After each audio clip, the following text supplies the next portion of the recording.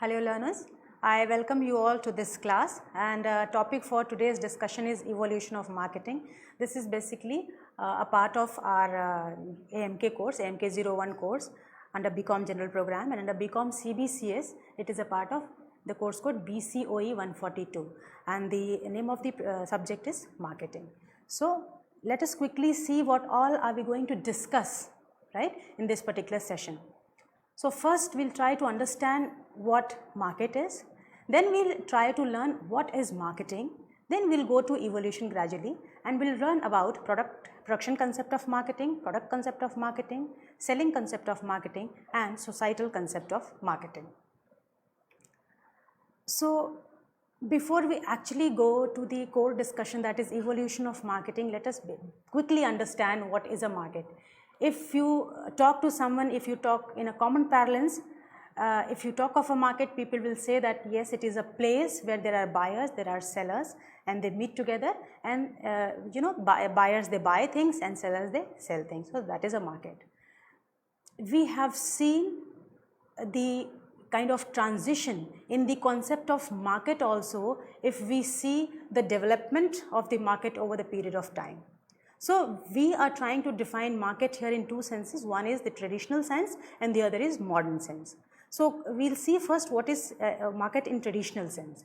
So in traditional sense, market is a place where buyers and sellers meet to exchange goods, services and other relevant information. We'll come to that also. What do I mean with the other relevant information? Because when we define product, we'll see what all comprises of product. So I'm leaving this part of discussion to that particular session.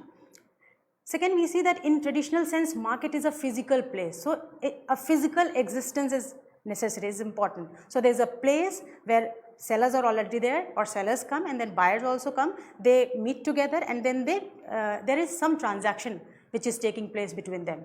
So it is a place where commodities are bought and sold at retail or wholesale prices. Again, retail price or wholesale price, this is a topic of discussion which we'll be taking later on in the next sessions.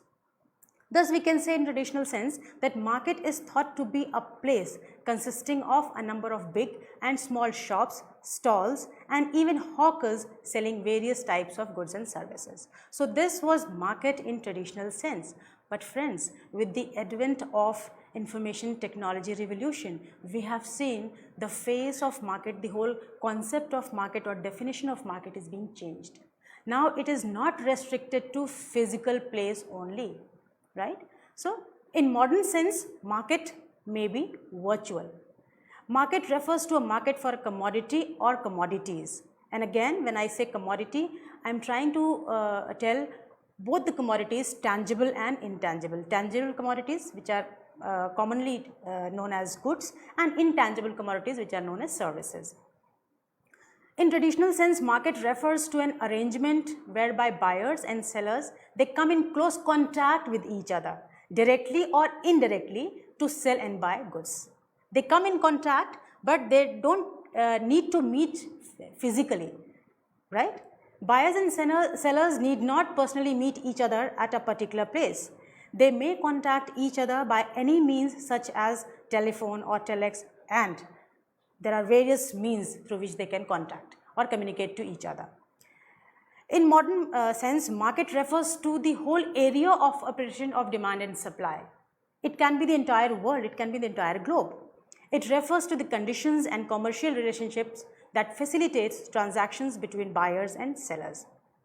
So that we can see that the concept of the market itself is changing. Then now let us see what is marketing. Again, if you talk to a common a layman, and if you talk in a common parlance, if you ask what marketing is, people can say shopping is marketing.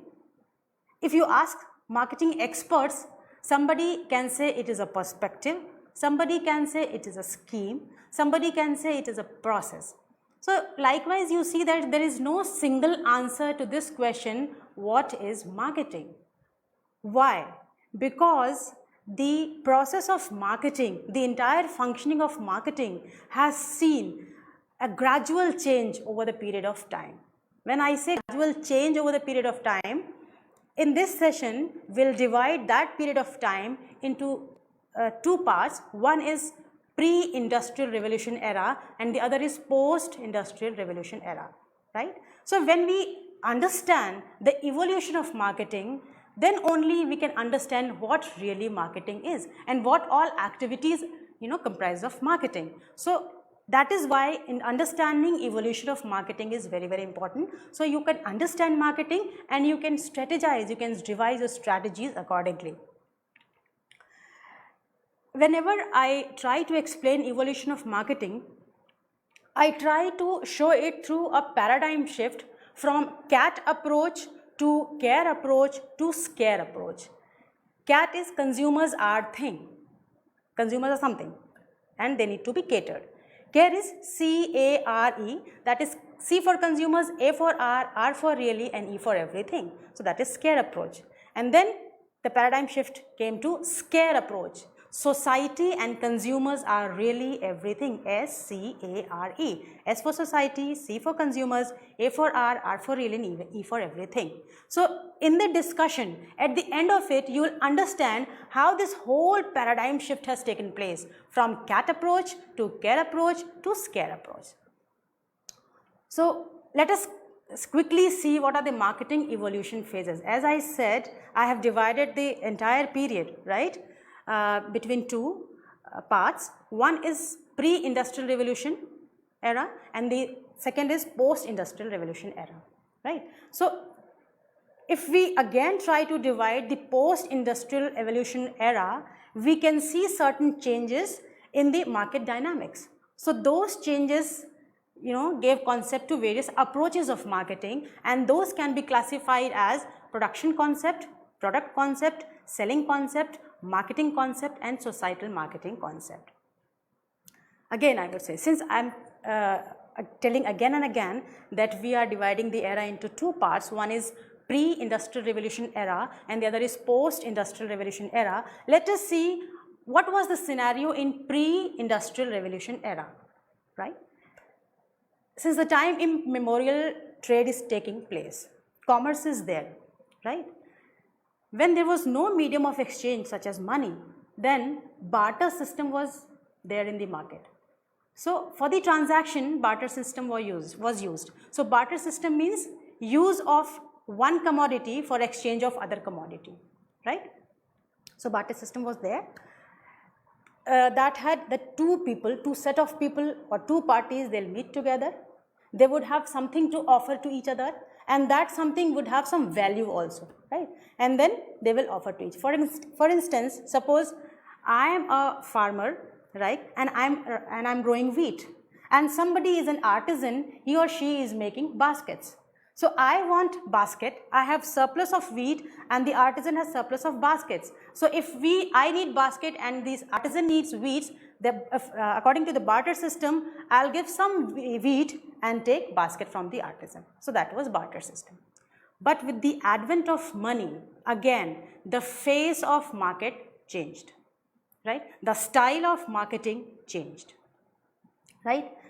And then came, after a certain period of time, there were different changing dynamics in the market. People were experiencing different kind of changes in the market, and then industrial revolution began.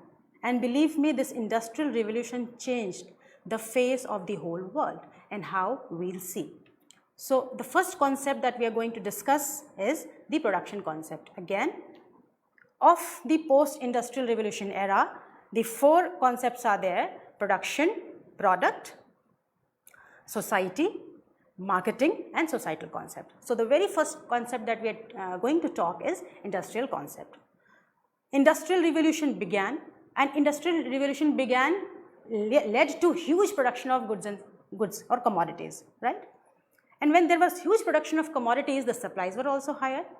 And not only that, with huge production, you can see more employment generation also. And more employment generation means increase in purchasing power, because people are getting jobs, and when people are getting jobs, their purchasing power is increased, right? So more purchasing power, and more purchasing power lead to higher demand. Higher demand, again production will be higher. So this way the cycle is completing. So one thing is leading to the other. Huge production is leading to, huge production again, right? So this was the production concept. As I said, the basic focus of all the marketers, or I would say producers, right, was to make as much, quantity of the commodity and produce as much of the quantity of the commodity possible, and it can be thrown to the customers, right? So everybody was like, every producer was like, making more and more commodity. So when more and more commodities were being made, so you can reap the economies of large scale. Everyone knows it. Economy of large scale can be reaped if your production volume is higher. And economy of large scale gives you one edge, that you can price your commodities lower because your cost of production comes down, right? So in production concept, the producer, they believed that consumer favor all those products that are widely available and at low prices. So they tried to do that only.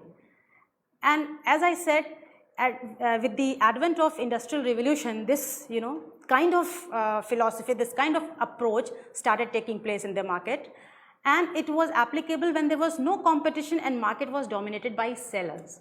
It was a seller's market. So what generally happens in this kind of approach of marketing? Lower prices there and ease of availability of a product. It may be tangible, it may be intangible, product can be both. So the products were easily available to the consumers, right? And then manager aimed at higher production efficiency. Higher production efficiency means with the lesser resources you try to produce more, and that led to reduced cost. Easy availability of products because of the wide distribution coverage. The production concept is only effective, but one should always remember that this concept is only effective when demand is greater than supply, right? Demand is great and supply is not as much as it is demanded in the market, then customers will take anything which is available in the market, irrespective of the quality and other things, right? But yes, please remember, customers are price sensitive. By and large, they are price sensitive. So this thing we can never forget as a marketer, right? If we see the shortcomings of this particular approach, the producers produced goods excessively and the product differentiation became difficult. All the products were, more or less similar to each other because it was bulk production, it was huge production. So product differentiation became difficult, and when product differentiation became difficult, customers also, they also tend to get confused as to what to choose, which producer to go.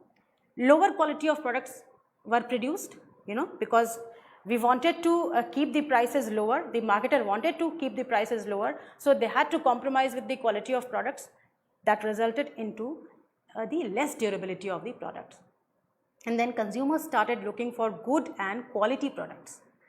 This kind of change, right, in the consumer's mind, it paved the way for another approach of marketing, which is called as product, concept of marketing.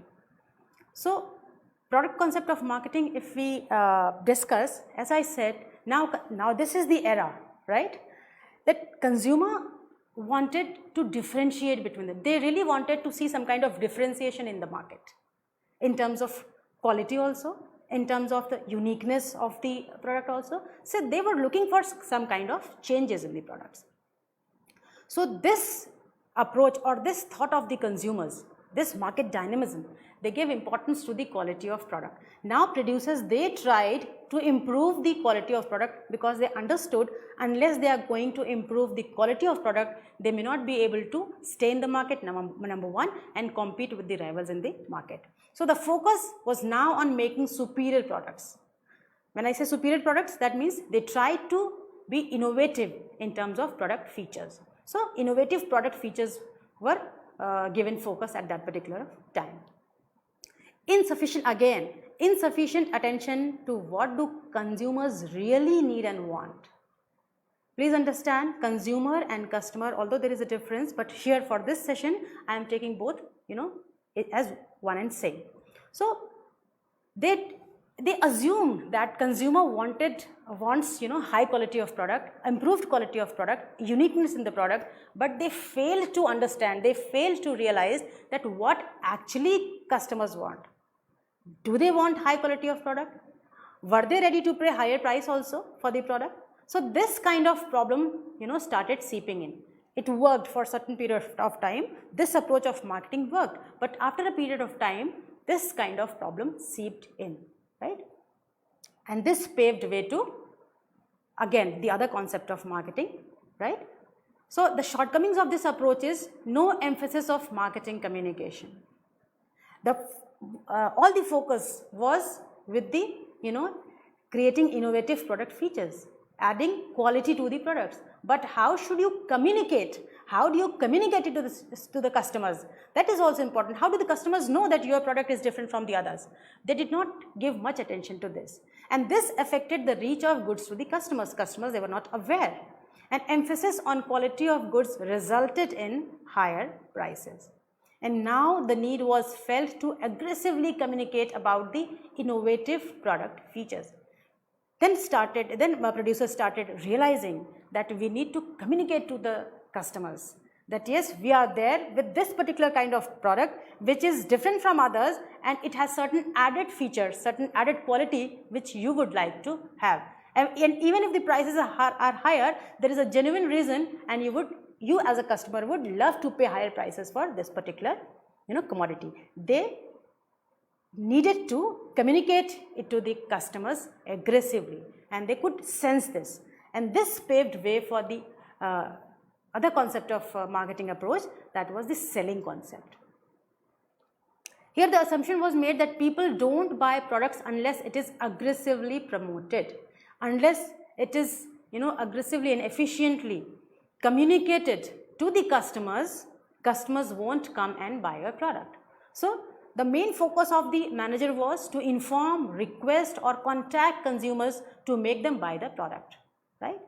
And high product promotion, they started taking place. And when they started taking place, consumers were actually aware of the availability of the product, and resultantly their sales, they also went higher. But let me tell you something, that at this stage, at this particular duration of time, span of time, more and more focus, and importance was given to salesmanship. They tried to, emphasize on door-to-door selling. And when I say door-to-door selling, that means it involves cost. And anything which involves cost ends up in increasing the prices of the commodity. And consumer is by and large price sensitive. So after some time, in the market, again there was some kind of disruptions, again there was some kind of chaos, I would say, and the other kind of need was felt in the market. So if we see the shortcomings of this particular approach of marketing, the selling concept of marketing, there was a strong need for internal marketing. If you are hiring a sales person, if you are hiring sales people and you want them to go door to door for selling their products, then you need to do internal marketing also. Internal marketing, quickly I will tell you that the salesman should believe that actually this product is good, that actually this product has added quality or added value which is not there with the products of the competitors. Unless they are convinced, they cannot convince the customers. So they have to be convinced first. So the need for internal marketing was felt. Using salesmen became costly, as I discussed earlier also, and then a need was felt to use new ways and techniques for product promotion. Then people started looking for other ways. What are the other means for the product promotion in the market? And now this paved the way for the marketing concept, which is widely used, right? So now the clarity of the customer's understanding and the clarity of the producers both improved. Now producers started to realize that you cannot give anything to the consumers, you cannot provide anything to the customers, they are not going to buy it. If you actually want them to buy your products, if you actually want them to like your products, then you have to understand the needs of the customer. So understanding the needs of the customer, that took or that gained greater importance and emphasis also. And when I say understanding the need of the customer, it is all kinds of need. It is the need which is there for a particular commodity or service. In what form do they want, right? At what pace do they want? At what price do they want? How really, they would be affected by the way of communication? What media would be better for them? So the producer realized that it is important to understand each and every aspect of the customer, right? If we really want to cater to the customer and if we really want to excel in the market, or forget about excelling in the market, even staying in the market. So now the consumer, the customer became the king, which is prevailing even today, right? The customer is the king. And this concept, the customer is the king, started gaining attention. It is during this time when marketing mix was developed and the promotion mix was developed, right? Marketing mix, again I would say, like what is the shape of the product? What is the size of the product? What is the color or physical, appearance of the product that would appeal to the customer? Needs to be identified again. So product. 4 P's, marketing mix consists of 4 P's. Again, we'll discuss it in separate sessions. Those 4 P's are product, price, promotion, place, or it is also called as physical distribution, right? So these 4 P's and decision making regarding these 4 P's, this became very, very important. And again, in these 4 P's, the most important part was promotion. Like promotion means communicating to the customers, the flow of communication. So the concept of promotion mix was also developed, that yes, there are various media and various media can be used for various kind of products for various kinds of customers. The preference of customers again can be different for the choice of media also. So a producer has to understand all the concepts, all the things of the customers, so as they can, or he or she can design the product and devise the whole strategy of marketing accordingly, right? So in marketing concept, now the assumption is that people buy product or services if they are needed and if it suits the purse of the consumers, right? They are not going to buy anything, they will only buy if it is needed by them. So identification of need is important. And then the focus on determining the needs and wants of target markets and delivering the desired satisfaction more effectively and efficiently than the competitors. Again, target market. Because now the producers or marketers, they started to realize that first of all, to understand customer properly, we need to set our target customers. We need to identify who are the target customers. So once you identify who are the target customers, then you try to analyze, their taste, their preferences, their choices, their purse and everything. So the aim of the producers, the aim of the marketer became consumer satisfaction, that the consumers should be satisfied, and a satisfied customer will bring more and more business to the producer or to the company. So this concept implies that low price, high quality, attractive features, better performance and even rigorous promotional and selling efforts fail if the needs of the customers are not identified and if the needs are not satisfied, right? During this time, and this happened all because the IT revolution, right? Information and technology revolution. Any kind of information is available to anyone. And not only that, it has facilitated the market, it has facilitated the whole trade, the whole commerce into an enormous way. Sitting here at the click of one button, I can order anything from anywhere across the globe and I can get it. Likewise, on the click of one button, the producer can get order from the customer who is sitting in any corner of the globe, right? So this information technology also played a very, very important role, and all these changes, they were to be brought because of that. So if we talk of this concept of marketing, I would say that there are four more important pillars, or four most important pillars in this kind of approach. One is the target market, and then to identify the customer needs, and then integrated marketing and profitability. We have to integrate it. That means we need to reach at a win-win situation, wherein as a producer is also winning and the consumers are also winning. So unless you can create this kind of position, unless you can create this kind of situation, you cannot succeed in the market as a producer or as a marketer, right? So now in this approach, in this concept of marketing, the focus is more on delivering better value proposition in comparison to the competitors, right? If you talk of the recent time, I would say that consumer satisfaction is also not sufficient. The consumer delight, the customer delight is the term which is to be gained. And customer delight is what? I need something, right? And if I don't get it, then there is a gap, and this gap is negative, unfavorable, right? So it leads to dissatisfaction of the customers. I am a customer and I need something and I get exactly what I wanted, right? So this means what? I am satisfied. My need is being satisfied. So this leads to customer satisfaction.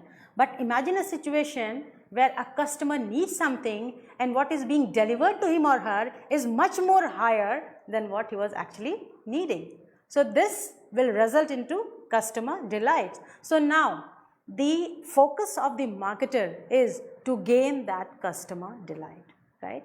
Because now it is considered important to retain a customer in the market. And to retain the customer in the market, it is important to have delighted customers with you, right? So again, if we saw the elements of this approach of marketing or marketing concepts of marketing, I would say that marketing oriented business starts with the customers, finds out what they want and then produces it for them. And not only produces, see, they identify the target market, right? And then trying to identify the needs of the customer. First you identify the customers, then you are trying to identify the needs of the customer, then you are producing the products accordingly, pricing it accordingly, right? And then you are making it available to the customers easily. And then you are also taking feedback, because this will tell you whether you need to improve something or it is going okay with you. So this is one thing. And as I said, there are four important pillars in this concept of marketing. The one is target market, customer needs, integrated marketing and profitability. So target market is companies do best when they segment the total market and prepare tailored marketing programs. As a company, as a business organization, you have your own strengths and weaknesses. So according to your own strengths and weaknesses, you have to decide whether you want to cater to the whole market, to the entire market as a whole, or you want to cater to a particular segment of the market, or what you actually need to do. So first of all, we need to identify the target market. What shall be the target market for my kind of product and my kind of company?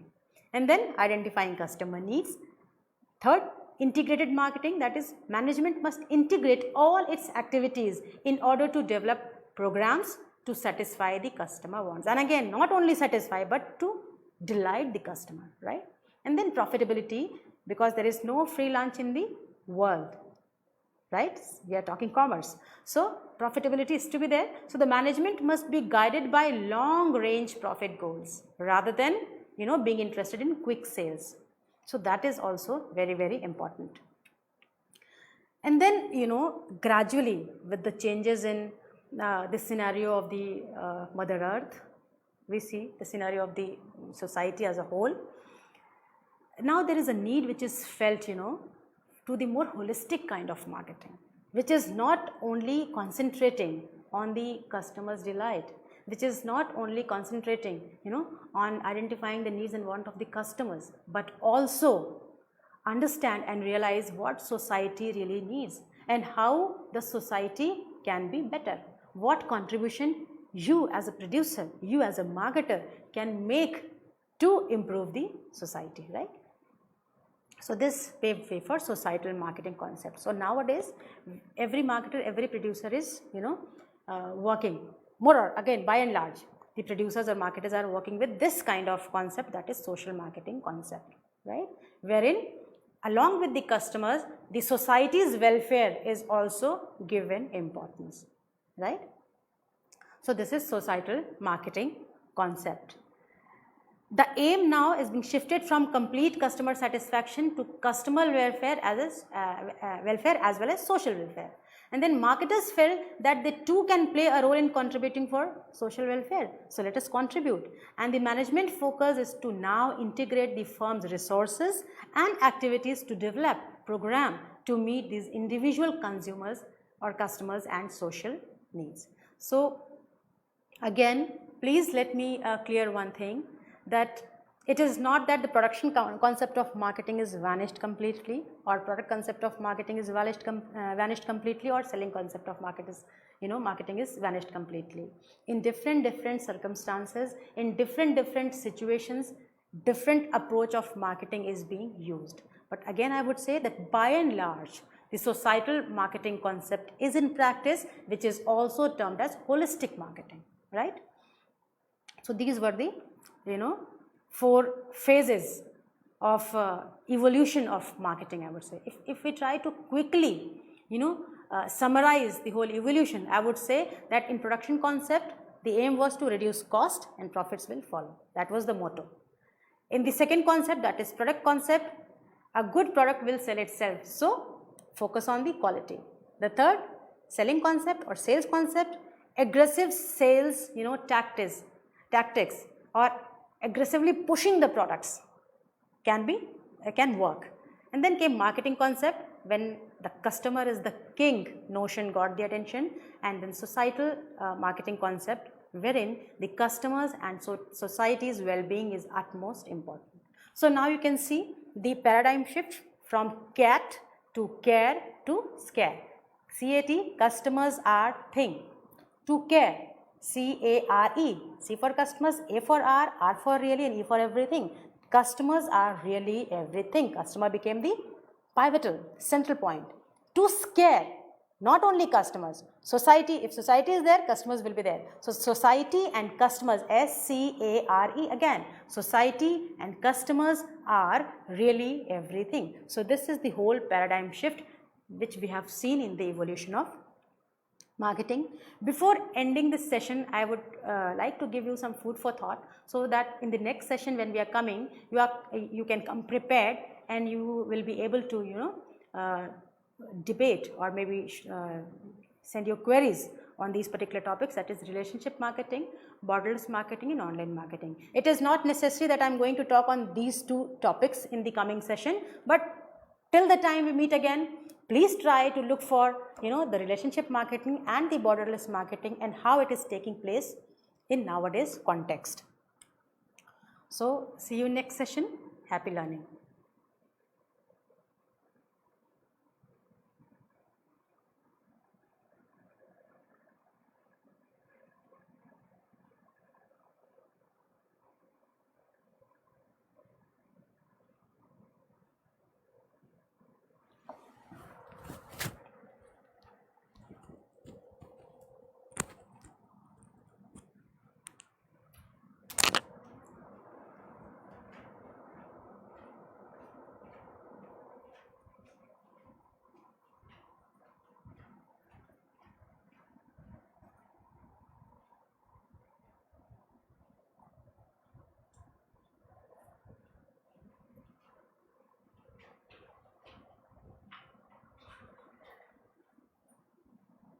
आपका हो गया क्या मुझे बैठना चाहिए था और वहाँ से उठ के आने में अरे सर आप बोल रहे हो